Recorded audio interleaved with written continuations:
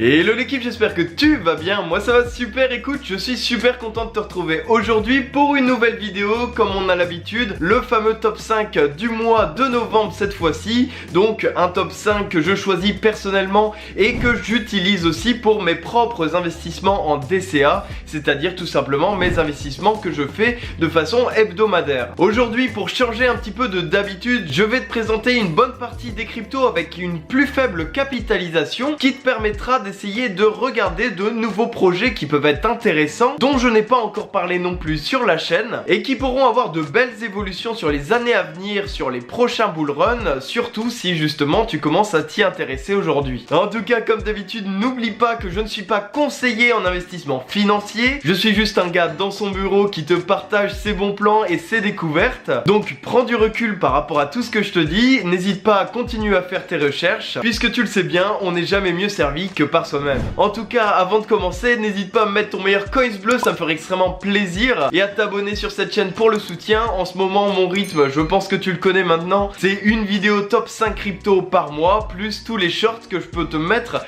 en liaison avec ma collection NFT. D'ailleurs, si ça t'intéresse, je te mets 2-3 petits exemples de ce que je peux créer, et un lien dans la description si voilà, tu veux aller checker un petit peu tout ça. Bref, trêve de bavardage, nous, on est parti. Bon, et bien, pour cette petite analyse qu'on fait à chaque début de vidéo ensemble avant d'attaquer le top 5 crypto, je vais t'avouer que j'ai été plutôt surpris positivement par ces derniers jours. Tu peux le voir de toute manière derrière moi, en 24 heures on aura fait du 16% pour l'Ethereum. Étant donné qu'on était sur une belle période bien chiante de stagnation qui était prévisible, comme je te l'avais dit déjà en juin, et bien ici on a quand même réussi à faire des petites performances qui sont plutôt agréables à voir, on va pas se cacher.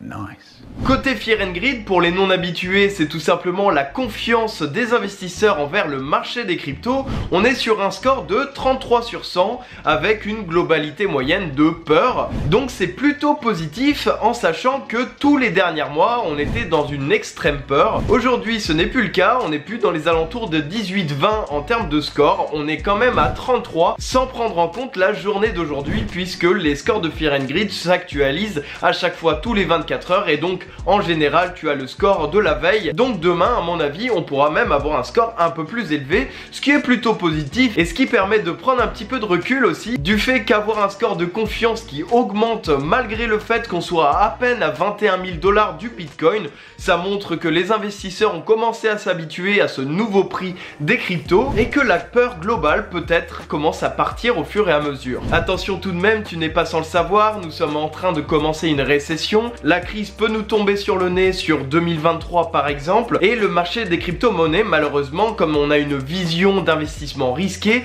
pourra avoir des effets négatifs. On en parlait d'ailleurs plus en précision tous les deux sur le top 5 du mois suivant si tu veux aller checker tout ça. Enfin bref, ces derniers jours c'est plutôt positif. Au niveau de la courbe du Bitcoin, ces derniers jours on a pu franchir un petit peu la barrière de verre qu'on s'était fixé à peu près aux 19 500, 20 000 $ du BTC, donc c'est plutôt positif, même si ce n'est pour le moment pas annonciateur de grand chose, puisqu'il nous faut quand même aller taper du 23 000, 24 000 $ du BTC pour espérer potentiellement une petite reprise. Je dis petite puisque comme je viens de te le dire, on ne sait pas ce que nous réserve ces prochains mois sur l'économie et les finances mondiales, donc on verra ce que ça nous donne. Alors maintenant, commençons avec mon fameux top 5. Je vais y aller comme à mon habitude de façon à peu près dégressive, c'est-à-dire tout simplement, je vais te présenter en premier des crypto-monnaies avec une plus forte capitalisation qui te permettront de te sécuriser un minimum justement sur des potentiels va-et-vient des courbes sur les prochaines semaines, voire les prochains mois. Sans oublier bien entendu que les derniers top 5 sont toujours d'actualité. Je pense tout bêtement par exemple à la crypto Quant que je t'avais présenté, ou encore Polkadot, etc. etc. Ce sont toujours des cryptos valables aujourd'hui, donc n'hésite pas à croiser les top 5 si tu n'arrives pas à trouver ton bonheur dans celui-ci. Donc la toute première crypto de ce top, c'est tout simplement le Cardano alias ADA. Alors pourquoi cette crypto là à part entière? C'est tout simplement que pour le moment, en tout cas à ma vision des choses, l'écosystème de Cardano reste le plus gros concurrent de l'Ethereum. Et en sachant que pendant le bear market, il a perdu bien 70% de sa valeur, le faisant passer à peu près du top 4 du coin market cap crypto à top 8. Donc ce qui nous permet quand même de pouvoir racheter des coins à bas prix pour espérer potentiellement simplement avoir une bonne reprise lors d'un prochain bull run ou d'une simple reprise de 20-30% sur les prochaines semaines, on ne sait jamais, tout en se sécurisant puisque ADA reste avec une très bonne capitalisation, le projet est très solide et avec encore une bonne hype autour de son écosystème et de son fonctionnement. Donc pour moi c'est un feu vert pour pouvoir accumuler un petit peu de ADA sur ces prochaines semaines. Pour finir sur le Cardano, comme tu peux le voir à l'écran, il est juste au-dessus de sa zone de rechargement, zone je le rappelle qui est très intéressante pour justement reprendre un petit peu de jetons et ce qui te permet aussi d'avoir un petit peu moins de risque sur une potentielle rechute de la crypto, par exemple après la montée de ces derniers jours qu'on aurait pu avoir. Pour moi en tout cas, l'addition de tous ces points me donne envie de remettre un petit peu de côté en ce moment sur l'ADA.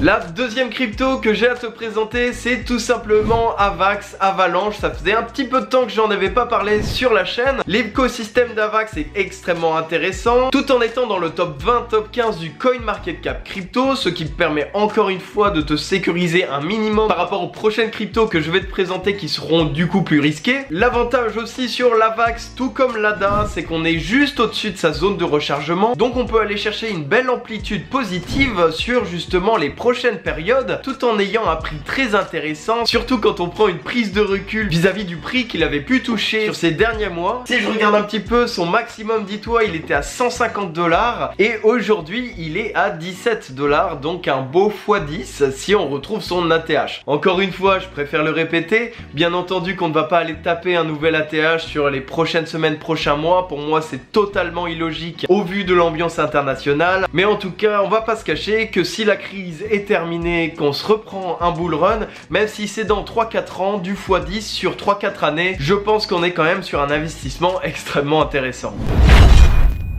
Alors ça y est, maintenant on arrive sur des cryptos que je ne t'ai jamais vraiment présenté sur la chaîne, en tout cas pas dans des top 5 à ma connaissance il me semble. C'est vrai que j'en ai fait un bon paquet, mais en tout cas si c'est le cas, ça remonte à perpète les oies. La première c'est tout simplement la crypto, le coin Nexo. Alors je ne sais pas si tu connais, j'ai déjà fait une vidéo sur le sujet en mai 2022 il me semble. Tu peux aller checker ça si ça t'intéresse, je te le mets juste là normalement, ou tout simplement aller checker sur la chaîne. C'est une plateforme de stacking qui est extrêmement solide. C'est d'ailleurs il me semble la plus grosse plateforme de stacking de façon mondiale qui se spécialise sur ce sujet. Bien entendu par exemple que Binance possède beaucoup plus d'utilisateurs et beaucoup plus de flux. Par contre la plateforme n'est pas spécialisée dans ce domaine précis et Nexo, à la différence de beaucoup comme Binance, Coinbase ou Crypto.com, en général propose des taux plus intéressants que ses concurrents. D'ailleurs je te le mets en description si ça t'intéresse. Tu as 25 $ d'offert avec mon lien en description, c'est un lien affilié, voilà. Comme ça on gagne tous les deux de notre côté, c'est plutôt cool. Enfin bref, revenons-en à nos moutons. C'est juste que Nexo a très bien survécu au final au bear market, le faisant passer du top 100 sur le CoinMarketCap crypto à top 80 si je me trompe pas. Donc il aura gagné des places sur justement ce bear market, tout en proposant une solution qui permet d'avoir des rendements et donc d'être en bénéfice malgré une période en stagnation, voire une période baissière. C'est là donc où est tout l'intérêt de cette crypto là, et en plus d'avoir un système très intéressant autour justement du token Nexo sur la plateforme. Typiquement je te la fais courte, plus tu possèdes de Nexo sur ton compte Nexo et plus tu auras des taux de rendement intéressants sur ton stacking. Je te fais pas de dessin, il est donc pour moi intéressant de pouvoir investir un petit peu de jetons dans le Nexo, que ce soit pour l'utiliser directement sur la plateforme, ce que je te conseillerais de faire, d'où le lien en description, et d'investir sur une entreprise solide qui ne serait je pense pas prêt à faire faillite malgré la pire des crises qu'on pourrait subir, puisque comme je te l'ai dit, c'est la première plus grosse entreprise dans ce domaine et avec cette spécialité là. La quatrième crypto que j'ai à te présenter, c'est tout simplement le FTX token. D'ailleurs je viens juste de tilter, mais j'aurais tellement dû te la mettre avant Nexo, puisque tout simplement je pense que tu n'es pas le sans le savoir, FTX est quand même avec une plus forte capitalisation que Nexo. Je pense qu'on doit parler à peu près du top 25 du CoinMarketCap crypto, quelque chose comme ça, au lieu du top 80 pour Nexo. Ici on part alors sur un token natif d'une plateforme, d'un exchange, qui est justement la plateforme FTX. Et du coup ce token, eh bien tout simplement rechargement a des très bonnes courbes et surtout a gardé une bonne dynamique. Tu peux le voir justement sur la version 1 an, je ne sais pas si tu le vois, mais grosso modo on a gardé un très bon prix plancher, ce qui montre l'intérêt de la plateforme et du token dans son écosystème. Donc pour moi c'est un bon plus. Au niveau de ses courbes et de sa zone de rechargement, on est un petit peu moins de la moitié de ses bordures, ce qui reste quand même intéressant. Peut-être un petit peu moins tout de même que le Hada par exemple, qui était plus proche de sa zone de rechargement, bien que comme on l'a vu avec le Matic ou encore le Quant, même si on n'est pas sur la zone de rechargement, on peut tout de même faire de très belles performances comme ce qu'on aura pu connaître en octobre avec ces fameuses cryptos.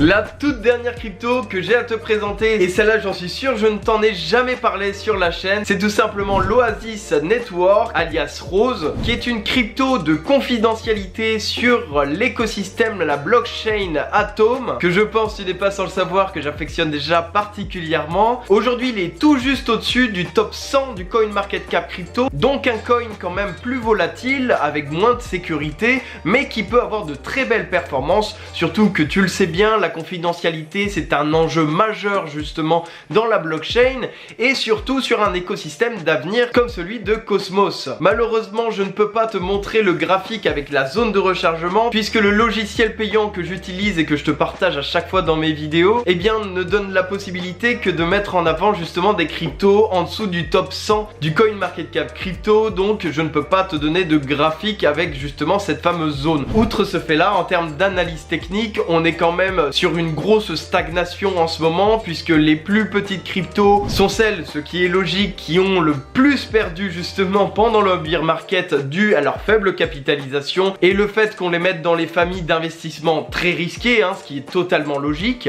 et donc ce qui permet par contre aujourd'hui d'avoir des prix extrêmement intéressants par rapport à ce qu'on a pu déjà avoir. Donc pour moi tu l'auras compris, c'est une crypto où je vais mettre un petit peu de jetons, peut-être un petit peu moins que celle que j'ai pu te présenter, certes, dû à un risque plus élevé et des prochains mois potentiellement difficiles à vivre pour notre écosystème crypto. Bref, en tout cas on verra ça ensemble, si la suite se passe bien ou pas. On fait comme d'habitude, on continue à mettre des petits jetons sur les côtés et le fameux wait and see sans se prendre la tête, c'est le plus important. N'oublie pas bien entendu de continuer à investir seulement l'argent que tu es prêt à perdre pour éviter toutes les erreurs émotionnelles qui seraient engendrées par tout ça. En tout cas j'espère que cette petite vidéo t'aura plu comme d'habitude. Si c'est le cas, n'hésite pas à mettre ton coin bleu et à t'abonner, ça me ferait extrêmement plaisir. Tu peux aller du coup checker les liens pour te faire ton compte Nexo si les rendements de stacking t'intéressent. J'ai mis aussi du coup le lien de ma collection NFT, le Discord, tout ça aussi si tu veux t'en informer. Sur ce, on se dit sur les prochains jours pour des shorts YouTube ou à la fin du mois de novembre pour le prochain top 5. C'était Valentin pour vous servir. Allez, salut!